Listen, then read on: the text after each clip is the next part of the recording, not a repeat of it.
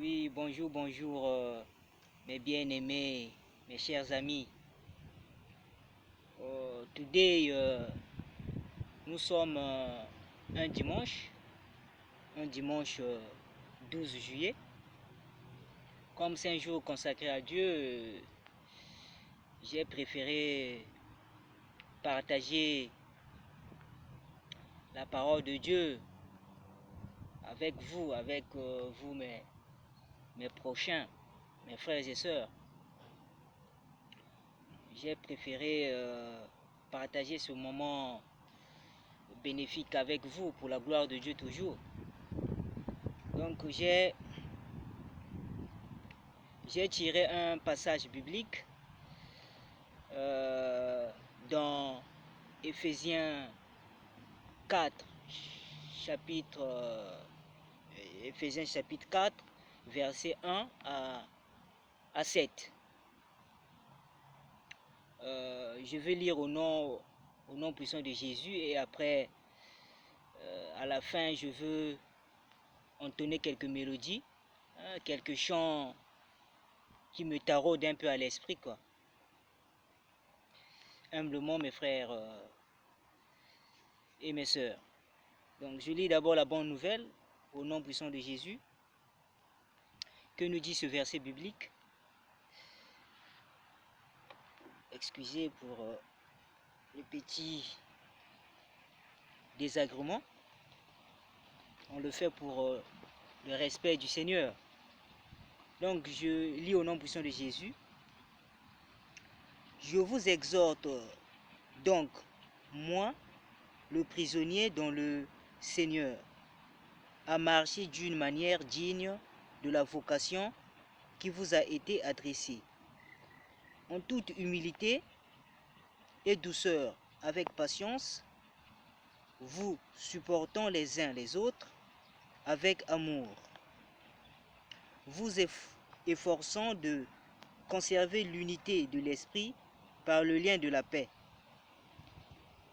Il y a un seul corps et un seul esprit, comme aussi vous avez été appelés à une seule espérance par votre vocation. Il y a un seul Seigneur, une seule foi, un seul baptême, un seul Dieu et Père de tous, qui est au-dessus de tous, et parmi tous et en tout. Mais à chacun de nous, la grâce a été donnée selon la mesure du don de Christ. Bon, je vais essayer juste un peu de souligner les mots-clés de ce passage. Bon, j'ai déjà souligné. Je veux juste commenter ces mots-clés-là pour que nous ayons une idée claire sur ce passage-là.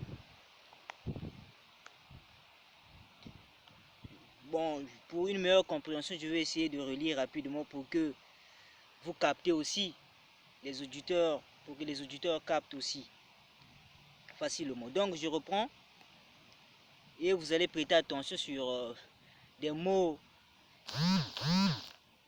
qui vont vraiment attirer votre esprit. Je vous exhorte donc, moi, le prisonnier, dans le Seigneur, à marcher d'une manière digne de la vocation qui vous a été donnée, qui vous a été adressée, disons. Bon, je veux commenter au fur et à mesure pour gagner le temps. Bon, ici, le Seigneur nous exhorte, il nous encourage d'être le prisonnier dans le Seigneur. Ici, le prisonnier fait allusion aux dépendants. Donc, on doit être dépendant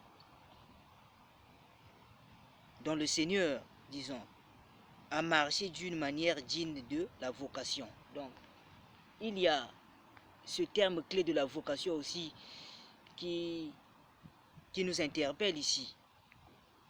C'est vraiment le mot capital de ce passage.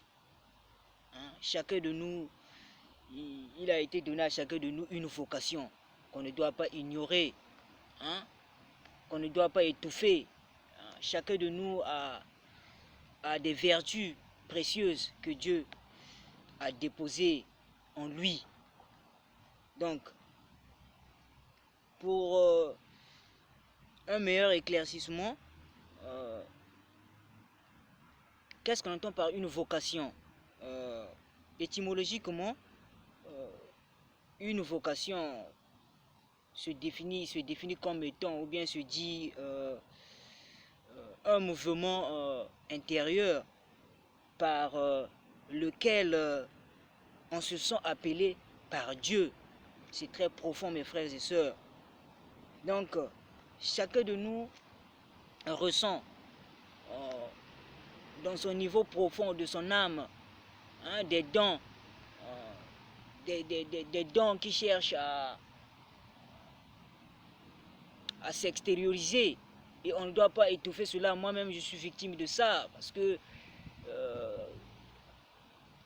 bien avant, depuis longtemps, je sentais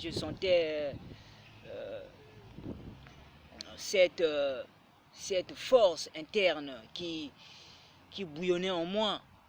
Et tout le temps, j'étais en train d'étouffer ça, de dévier. Mais à un moment donné, ça a tellement pris de l'ampleur et ça m'a emporté. Donc, on ne doit pas étouffer les fruits de l'Esprit Saint.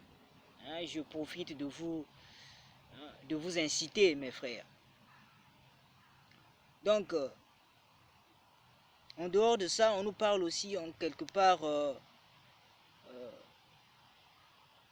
de l'humilité aussi. En toute humilité et douceur, avec patience, vous supportant les uns les autres avec amour. Bon, ici, qu'est-ce qu'on peut dire?